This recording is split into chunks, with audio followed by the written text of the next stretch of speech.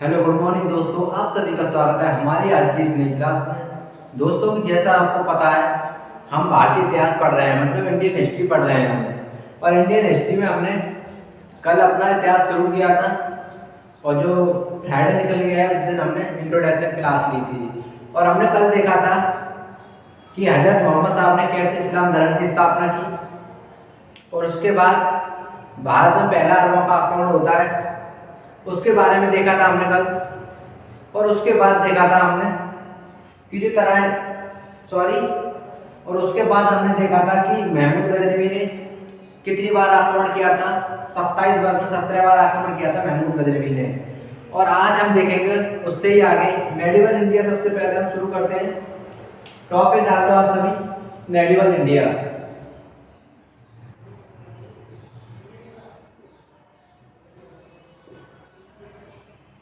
Medieval India को ही मध्यकालीन भारत बोलते हैं, मध्यकालीन भारत।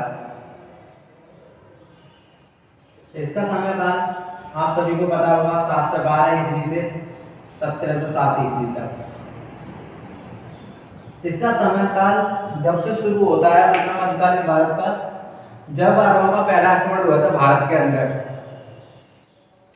और अरबों का भारत में जो आक्रमण करने वाला पहला आक्रमणकारी था, उसका नाम भी कल लिखाया था, मोहम्मद बिन कासिम उसका नाम था।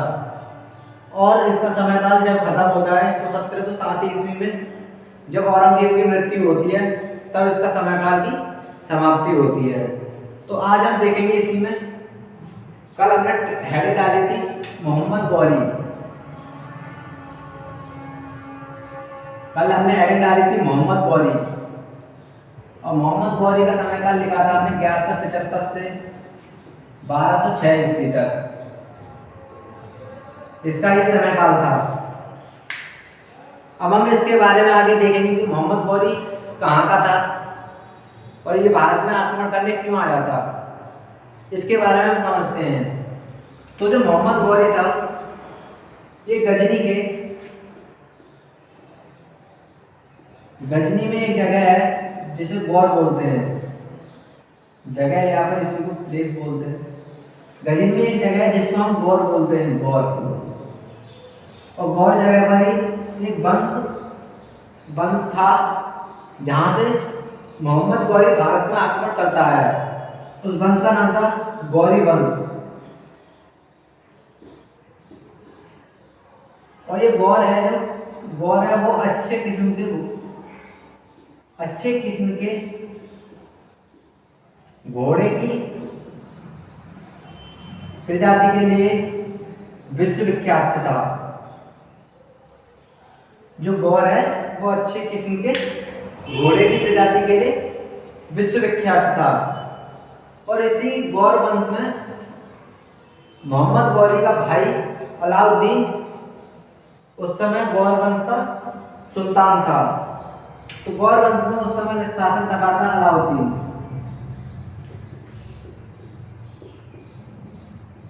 आप सभी इस चीज को मत लेना, मैं आप सभी को समझाने की कोशिश कर रहा हूं इसको कि गौर मतलब ये मोहम्मद गौरी कहां से आया था। तो आप इस चीज को मत लिखना, बट आप इसको लिखना चाहो तो लिख भी सकते हो और ना लिखना चाहो तो ना भी लिख सकते हो। यहाँ से कोई क्वेश्चन नहीं बनता है। लेकिन अगर हम कहानी के द्वारा समझने की कोशिश करेंगे इतिहास को, तो हमको अच्छे तरीके से समझ में आता है। आप सभी को पता होगा जैसा। और हम इसको रटने की कोशिश करेंगे तो ये इतिहास कभी रट नहीं सकते हैं हम। तो इसीलिए मैं इसको समझाने की पूरी कोशिश कर रहा हूँ आपके लिए। तो पहले आप इसको समझो। गौरी वंश का उस समय शासक था अलाउद्दीन। अलाउद्दीन ने गजनी पर आक्रमण कर दिया, गजनी वंश पर आक्रमण कर दिया। गजनी में था गजनी वंश, तो अलाउद्दीन ने गजनी वंश पर आक्रमण कर दिया। उस समय के शासक को अलाउद्दीन ने पराजित कर दिया। और वहां पर जितने भी शासकों की समाधियां थी, अलाउद्दीन ने सारी समाधियों को खुदवा दिया और उनको आग लगा के हवा में उड़ा दिया।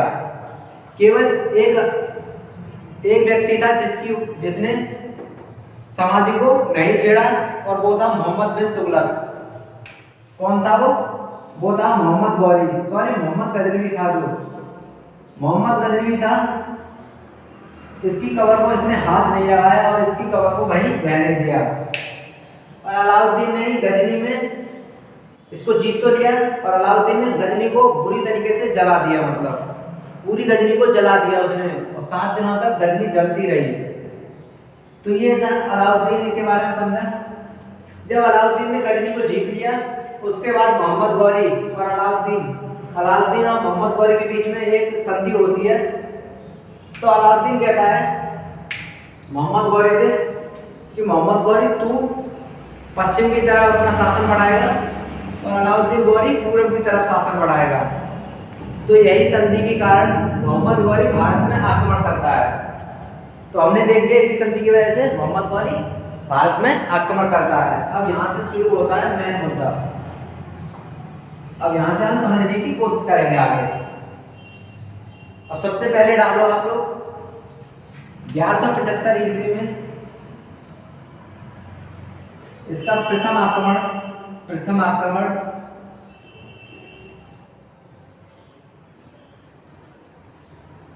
मुल्तान पर करता है।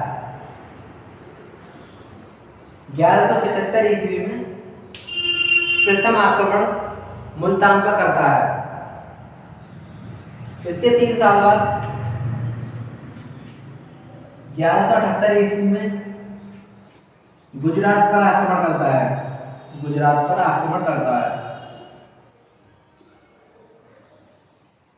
हमने देखा था जब 1114 ईस्वी में महमूद गजनवी ने आक्रमण किया था गुजरात पर, तो उस समय चालुक्य वंश का जो शासक था वो भीम प्रथम था।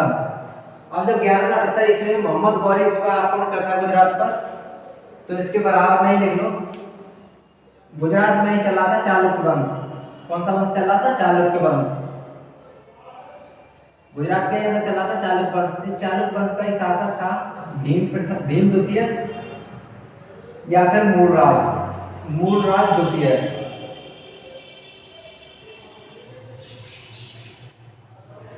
और ये किस वंश से था? तो ये थे हिंदुशाही वंश से।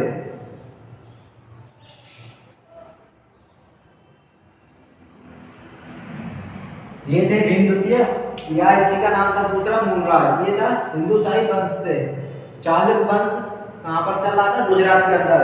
1178 ईस्वी में मोहम्मद गौरी ने गुजरात पर आक्रमण किया था। तो इस युद्ध को मूलराज द्वितीय जीत जाता है और मोहम्मद गौरी हार जाता है। मूलराज द्वितीय ही मोहम्मद गौरी को अगवा कर लेता है। इसी में लिख लो मोहम्मद गौरी को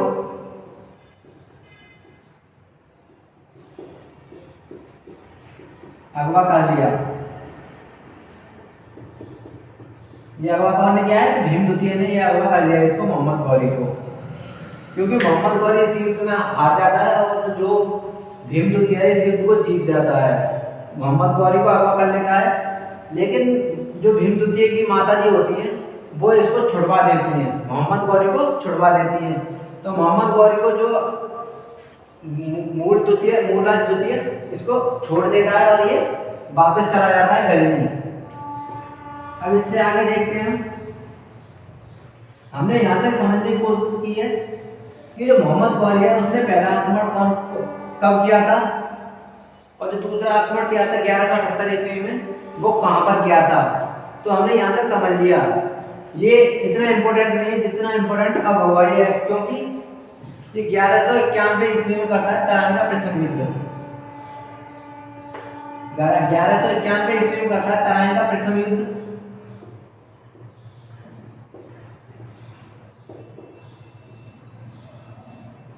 और ये युद्ध लड़ा जाता है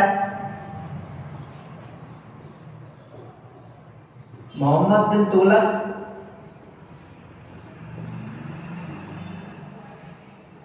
ये युद्ध लड़ा जाता है मोहम्मद गौरी और पृथ्वीराज चौहान के बीच।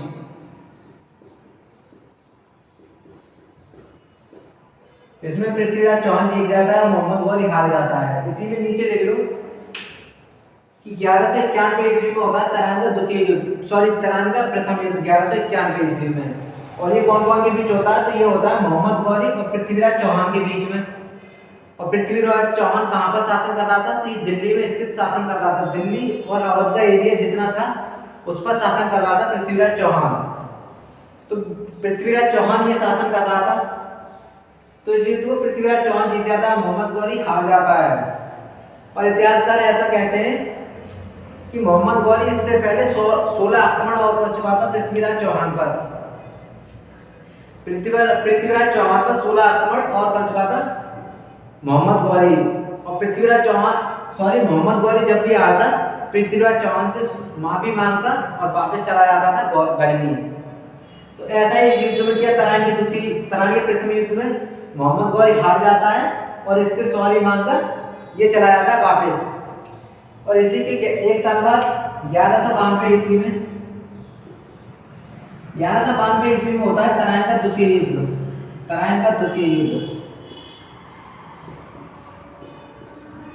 और यह युद्ध भी होता है मोहम्मद गौरी और पृथ्वीराज चौहान के बीच।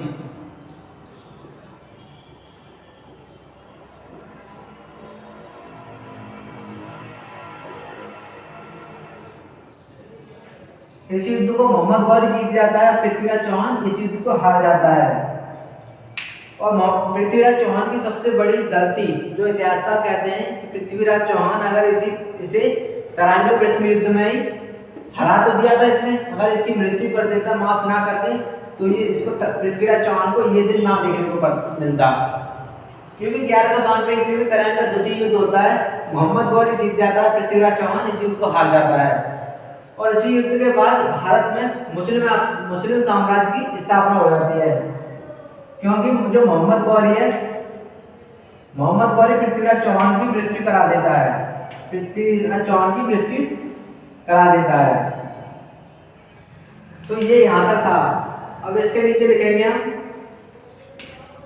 इसी के नीचे लिखेंगे तराइन के द्वितीय युद्ध के बाद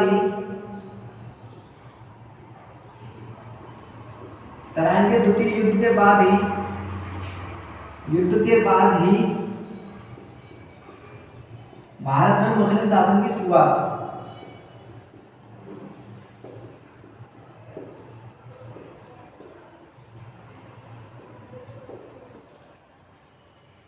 तो एग्जाम में पूछा जाता है कि मुस्लिम शासन की शुरुआत कौन से युद्ध के बाद मानी जाती है। तो आप सभी लिख रहे हैं तराइन के द्वितीय युद्ध के बाद जब पृथ्वीराज चौहान हार जाता है, तो इसी युद्ध के बाद तराइन की भारत में मुस्लिम शासन की शुरुआत मानी जाती है। ये नोट कर लें आप सभी।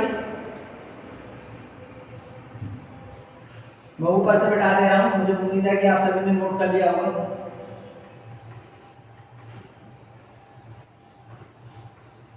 अब हम इसमें देखेंगे 1192 ईस्वी में मोइनुद्दीन चिश्ती, ख्वाजा मोइनुद्दीन चिश्ती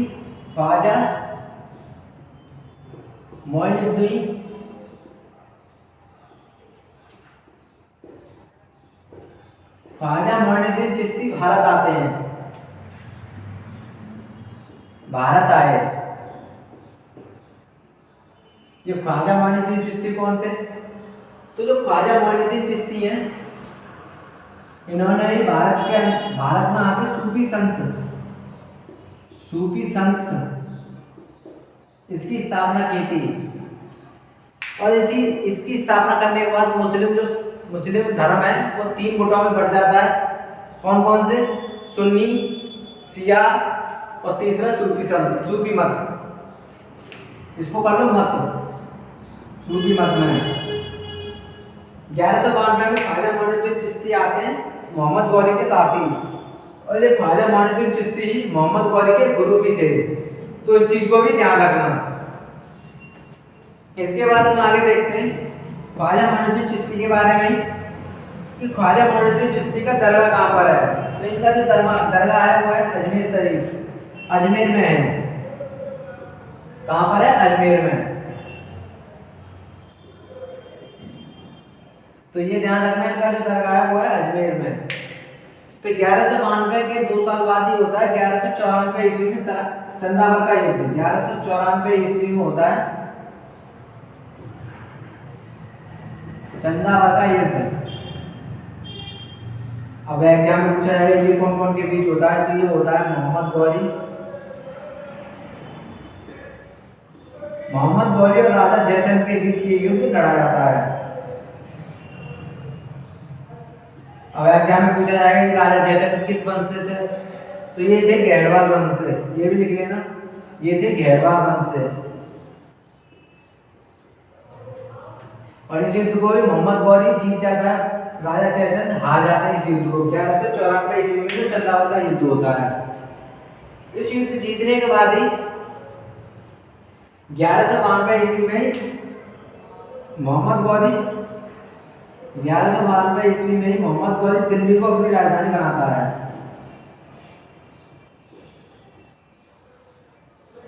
दिल्ली को अपनी राजधानी बनाता है।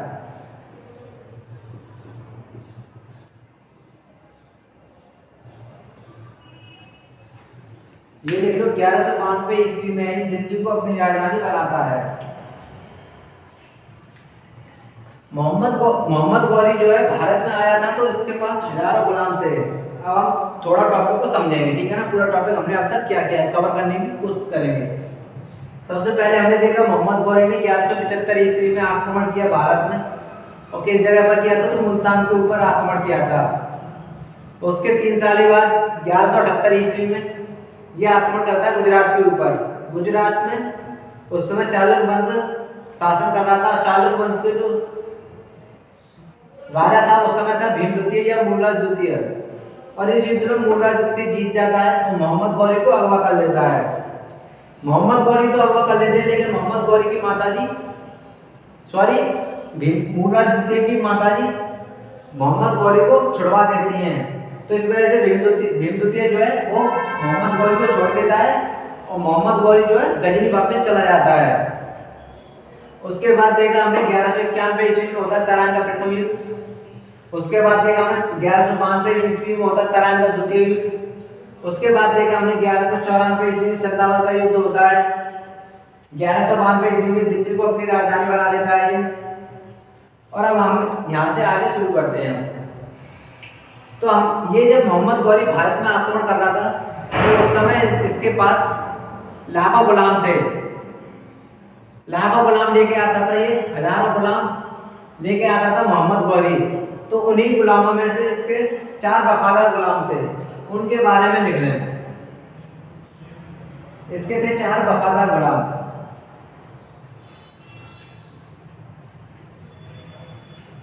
और हाँ, जो 1194 इसको लिख लें, पहले गुलामों को लिख लें, 4 वफादार गुलाम, 4 गुलाम। सबसे पहले लिखें कुतुबुद्दीन ऐबक, कुतुबुद्दीन ऐबक। उसके बाद लिखे यालदौज। तीसरे नंबर पर लिखे कुबाचा, और चौथे नंबर पर लिखे बख्तियार खिलजी। बख्तियार खिलजी,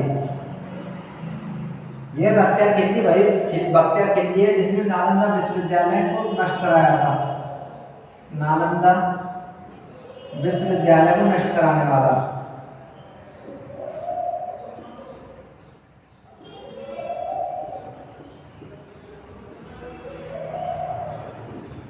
नालंदा विश्वविद्यालय कहाँ पर है, इसको आप लोग हमको कमेंट में बताएंगे कि नालंदा विश्वविद्यालय कहाँ पर है, ठीक है ना। कमेंट बॉक्स में बता देना, अगर ना बताओ तो मैं नेक्स्ट वीडियो बताने की बता दूंगा आप सभी को। तो जो कुतुबुद्दीन ऐबक है, कुतुबुद्दीन ऐबक को 1194 ईस्वी में जो चंदावत का युद्ध होता है, उसी युद्ध के बाद कुतुबुद्दीन ऐबक को ये सेनापति नियुक्त कर देता है। और सेनापति क्यों नियुक्त कर देता है, कोई तो खासियत होगी इसके अंदर, कुतुबुद्दीन ऐबक के अंदर, तभी तो वो अपने सेनापति नियुक्त करता है। तो कुतुबुद्दीन ऐबक जब 1194 ईस्वी का चंदावत का युद्ध होता है तो मोहम्मद गौरी के साथ इसकी बहुत ज्यादा मदद करता है। मोहम्मद गौरी भी चंदावत के युद्ध में इसी चीज से प्रसन्न होकर मोहम्मद गौरी कुतुबुद्दीन ऐबक को अपना सेनापति नियुक्त कर देता है। सेनापति नियुक्त कर देता है इसी युद्ध के बाद चंदावत का जो युद्ध होता है 1194 ईस्वी में। और मोहम्मद गौरी तो भारत में आक्रमण करता था। उसके 2 मुख्य उद्देश्य होते थे। पहला उद्देश्य होता था उसका, पहला उद्देश्य होता था भारत में लूटपाट करना,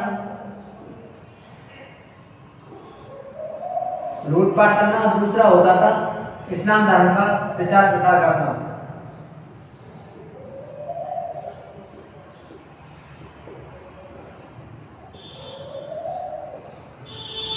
दूसरा इसका मतलब होता था, दूसरा मुख्य, इसके दो मुख्य उद्देश्य होते थे जो भी भारत का आक्रमणकारी होता था। पहला, भारत में लूटपाट करना, लूटपाट करके जितना भी धन हो उसको अपने अपने जहाँ पर ले जाना, मतलब अपनी जगह पर ले जाना जहाँ से आक्रमण करते थे। और दूसरा इनका उद्देश्य होता था इस्लाम धर्म का प्रचार प्रसार करना। इसी वजह से जो बख्तियार खिलजी है ये 1204 ईस्वी में जाता है बिहार की तरफ और ये नालंदा विश्वविद्यालय को पूरी तरीके से नष्ट करवा देता है। तो अब हम देखेंगे मोहम्मद गौरी तो आक्रमण करके भारत में लूटपाट करके वापस चला जाता है और जितना भी ये जितनी भी जगह लूटता है उसको कुतुबुद्दीन ऐबक को उस जगह का सेनापति नियुक्त करके चला जाता है ये। तो अब हम देखेंगे इसमें कुतुबुद्दीन ऐबक के बारे में कि कुतुबुद्दीन ऐबक जब तक मोहम्मद गौरी मरता नहीं है कुतुबुद्दीन ऐबक इसी के अधीन रहकर शासन शुरू करता है अपना। और शासन शुरू करता है कुतुबुद्दीन ऐबक, तो इस शासन में ही कुतुबुद्दीन ऐबक कुछ इमारतों का निर्माण कराता है। तो हम उन्हीं इमारतों के बारे में देखेंगे। तो इसके बारे में निर्माण देख लेते हैं कौन कौन सा शुरू करता है ये। सबसे पहले देखेंगे हम 1194 ईस्वी में ये शुरू करता है कुब्बत उल इस्लाम, कुब्बत उल इस्लाम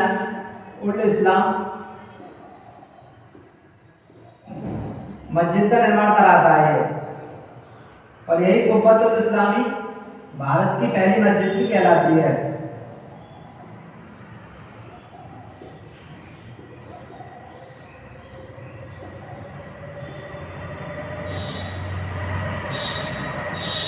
एग्जाम में क्वेश्चन पूछा जाता है कुब्बत उल इस्लाम, एग्जाम में क्वेश्चन पूछा जाता है कि भारत की पहली मस्जिद कौन सी है। तो भारत की पहली मस्जिद ही कहलाती है कुब्बत उल इस्लाम। ये मुसलमानों द्वारा बनाई गई थी और ये आक्रमणकारियों द्वारा जो कुतुबुद्दीन ऐबक है उसके द्वारा बनाई गई थी। इसी वजह से इसको भारत की पहली मस्जिद बोला जाता है। लेकिन जो पहले मस्जिद बन चुकी थी वो तो केरल में बन चुकी थी, लेकिन उस केरल वाली मस्जिद को हम जो है पहली मस्जिद काउंट नहीं करते हैं। जो काउंट करते हैं हम इसी को करते हैं कुब्बत उल इस्लाम को। तो आप सभी इसको नोट कर लें कि भारत की पहली मस्जिद कुब्बत उल इस्लाम कहलाती है। इसके बाद देखते हैं 1196 ईस्वी में ये 2.5 दिन के झोपड़े का निर्माण कराता है।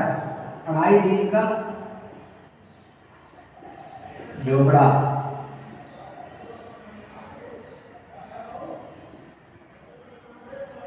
का निर्माण कराता है। और कुछ इतिहासकार कहते हैं कि इसका नाम 2.5 दिन का झोपड़ा इसीलिए डला है क्योंकि ये 2.5 दिन में बनकर तैयार हो गया था। कुछ इतिहासकार कहते हैं कि ये 2.5 दिन में बनकर निर्माण तैयार हो गया था, इस वजह से इसका नाम 2.5 दिन का झोपड़ा पड़ा है। लेकिन कुछ इतिहासकारों के भी अपने अपने अलग अलग मत हैं, इस वजह से इसमें अभी विवाद है। बट आप इतना ध्यान रखना कि 2.5 दिन का झोपड़ा है वो कौन ने निर्माण कराया था। तो वो निर्माण कराया था कुतुबुद्दीन ऐबक ने, क्योंकि कुतुबुद्दीन ऐबकी जो मोहम्मद गौरी है उसके अधीन अभी भारत में शासन चला रहा है। लेकिन जैसे ही मोहम्मद गौरी की मृत्यु हो जाएगी 1206 में, तो उसी के बाद कुतुबुद्दीन ऐबकी दिल्ली सल्तनत की शुरुआत कर देगा और पहला वंश उसमें चलाएगा गुलाम वंश, जिनको हम बोलेंगे, जिसको हम आगे पढ़ेंगे। इसके बाद देखते हैं 1199 ईस्वी में ही कुतुब मीनार का निर्माण शुरू कराता है। कुतुब मीनार का निर्माण शुरू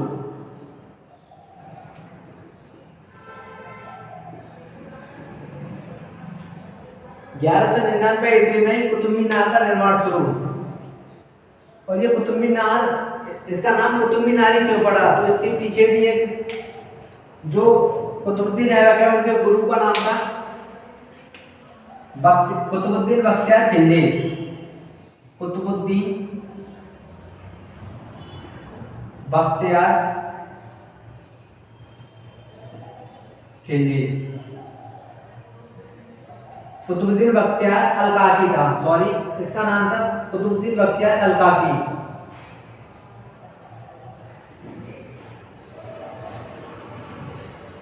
इसके नाम पर ही जो कुतुब मीनार है उसका निर्माण किया गया था। इसके नाम पर ही कुतुब मीनार का निर्माण किया गया था, क्योंकि एग्जाम में पूछा जाता है कुतुब मीनार का निर्माण कौन ने कराया गया, कौन ने शुरू कराया था, तो उसका आंसर तो हो जाएगा कुतुबुद्दीन ऐबक। लेकिन एग्जाम में ये भी पूछा जाता है कि जो कुतुब मीनार का नाम ये कौन के नाम पर पड़ा है, तो ये पड़ा है कुतुबुद्दीन ऐबक के जो गुरु थे कुतुबुद्दीन बख्तियार अलकाकी, उनके नाम पर पड़ा है कुतुब मीनार का नाम। तो ये ध्यान रखना, इसके गुरु थे ये। तो इसको यहां तक नोट कर लो आप सभी लोग। आप सभी ने नोट कर लिया होगा। अब देखते हैं इसके बाद आगे। मोहम्मद गौरी तो वापस लौट गया है दिल्ली, क्योंकि मोहम्मद गौरी तो आक्रमण करके लूटपाट करने के लिए आया था भारत में, और भारत का केयर टेकर बना के चला जाता है कुतुबुद्दीन ऐबक को, जो कुतुबुद्दीन ऐबक ही मोहम्मद गौरी का सेनापति कहलाता है। अब इसके बाद ही जब 1206 ईस्वी में मोहम्मद गौरी की मृत्यु हो जाती है, तो जो मोहम्मद गौरी का कोई वंशज नहीं था, इस वजह से जो इसका जो जितनी भी मतलब जितना भी इसका जमीन होती है जिस पर ये शासन कर रहा होता है, तो उसको इसके गुलामों के बीच में बांट देते हैं, जिसमें कुतुबुद्दीन ऐबक है उसको मिलता है दिल्ली, मतलब भारत के अंदर शासन करने के लिए मिलता है। तो 1206 ईस्वी में हो जाती है मोहम्मद गौरी की मृत्यु। अब जो कुतुबुद्दीन ऐबक है इसके बारे में हम पढ़ना शुरू करेंगे। कुतुबुद्दीन ऐबक ही दिल्ली के अंदर दिल्ली सल्तनत की शुरुआत करता है और पहला गुलाम वंश शुरुआत करता है। तो अब इसमें डाल लो आप दिल्ली सल्तनत।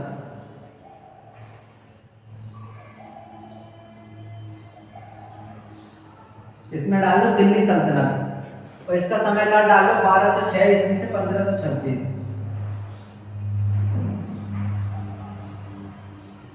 अब दिल्ली सल्तनत हम शुरू करेंगे। दिल्ली सल्तनत शुरू करने से पहले हम कुछ चीजों को समझने की कोशिश करेंगे। क्या था? दिल्लिस था इसका नाम। तो हम देखते हैं दिल्ली वंश में कौन कौन से वंशों की उत्पत्ति होती है।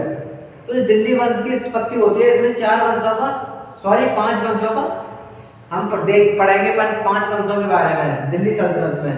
सबसे पहले हुआ गुलाम वंश। सबसे पहले हुआ गुलाम वंश। तो गुलाम वंश का समयकाल होता है 1206 ईस्वी से 1290 ईस्वी तक। 1206 ईस्वी से 1290 ईस्वी तक। दूसरा होता है खिल्जी वंश। खिल्जी वंश का होता है 1290 ईस्वी से 1320 ईस्वी तक। इसको नोट करते जाना। अब इसके बाद आता है तुगलक वंश। तुगलक वंश का होता है 1320 ईस्वी से 1414 ईस्वी तक। इसके बाद आता है सैयद वंश। इसके बाद आता है सैयद वंश। सैयद वंश होता है 1414 ईस्वी से 1451 ईस्वी तक। और इसके बाद आता है अंतिम, तो ये होता है लोधी वंश। और लोधी वंश होता है 1451 ईस्वी से 1526 ईस्वी तक। तो ये हम 5 दिल्ली सल्तनत के अंदर 5 डायनेस्टी पढ़ेंगे। पहली होगी गुलाम वंश जिसका समयकाल होगा 1206 से 1290 तक। उसके बाद होगी खिलजी वंश जिसका समयकाल होगा 1290 से 1320। उसके बाद होगी तुगलक वंश 1320 से 1414 ईस्वी। उसके बाद होगा सैयद वंश 1414 से 1451। और उसके बाद होगा दिल्ली वंश 1451 से 1526 ईस्वी तक। तो इसको आप सभी नोट कर लें पहले।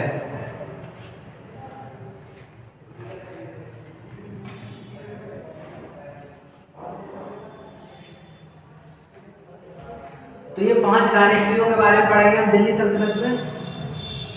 अब हम सबसे पहले जो शुरू करेंगे गुलाम वंश शुरू करेंगे। तो आप सभी लोग हेड डाल लें गुलाम वंश।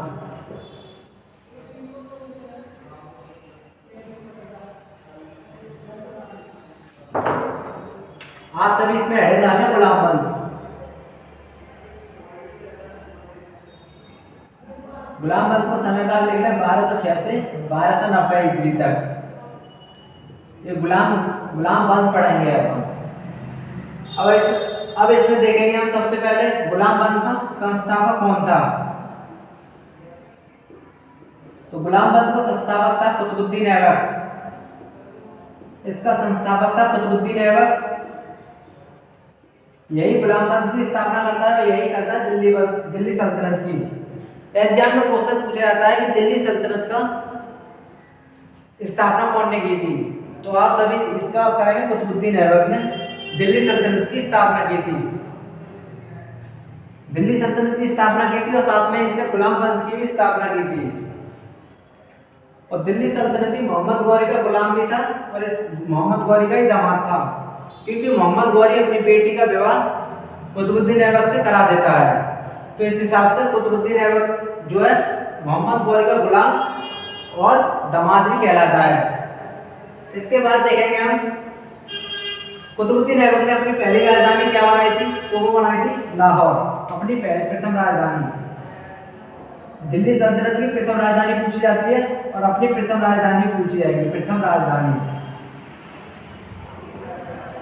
तो ये बनाई थी लाहौर। आप सभी लिख लें दिल्ली सल्तनत और गुलाम वंश की प्रथम राजधानी लाहौर बनाई गई, क्योंकि जब मोहम्मद गौरी शासन कर रहा था तो उसने तो दिल्ली बनाई थी प्रथम राजधानी, लेकिन जब कुतुबुद्दीन ऐबक गुलाम वंश की स्थापना करता है 1206 ईस्वी में और मोहम्मद गौरी की मृत्यु हो जाती है, तो कुतुबुद्दीन ऐबक ही अपनी राजधानी सबसे पहले लाहौर बनाता है। तो हमने इसके बारे में देख लिया। तो दोस्तों ये थी आज की क्लास। इससे आगे देखेंगे हम कल कुतुबुद्दीन ऐबक के बारे में। कुतुबुद्दीन ऐबक को लाख बख्श या फिर सिपह सलार की उपाधि दी गई थी। ये भी हम पढ़ेंगे उपाधि कौन सी दी गई थी इसको, और इसका मृत्यु कैसे हुई थी इसके बारे में पढ़ेंगे। इसका मकबरा कहाँ पर है ये देखेंगे, और इसके उत्तराधिकारी कौन कौन थे इसके बारे में हम देखेंगे। तो ये कल पढ़ेंगे हम। और दोस्तों अगर आप सभी को अगर कोई कंफ्यूजन हुआ करे तो आप या तो हमको कमेंट बॉक्स में बता दिया करो कि ये प्रॉब्लम हो रही है सर, हमको सॉल्यूशन चाहिए। अगर आप कमेंट बॉक्स में ना बताकर आप मुझे 70 70 53 28 14 नंबर पर व्हाट्सएप करके कोई भी परेशानी बता सकते हैं। व्हाट्सएप करके कोई भी परेशानी बता सकते हैं कि सर हमको ये प्रॉब्लम है, ये समझ में नहीं आ रहा है और सर हमको नोट्स चाहिए तो हमको नोट्स प्रोवाइड करा दो। तो आपको हैंड रिटन नोट्स प्रोवाइड करा दिए जाएंगे, मतलब आपको हाथ से लिखे हुए नोट्स दे दिए जाएंगे, आपको व्हाट्सएप कर दिए जाएंगे। और दोस्तों आपको समझ में आए तो बताओ और ना समझ में आए तो बताओ, क्योंकि मैं आपको और ज़्यादा समझाने की पूरी कोशिश करूँगा। तो दोस्तों ये थी हमारी आज की क्लास। आप सभी को कैसी लगी आज की क्लास? अगर क्लास अच्छी लगी हो तो वीडियो को लाइक करना और चैनल पर नए हो तो चैनल को सब्सक्राइब जरूर कर लेना। तो दोस्तों मिलते हैं नेक्स्ट वीडियो में, जब तक के लिए जय हिंद जय भारत।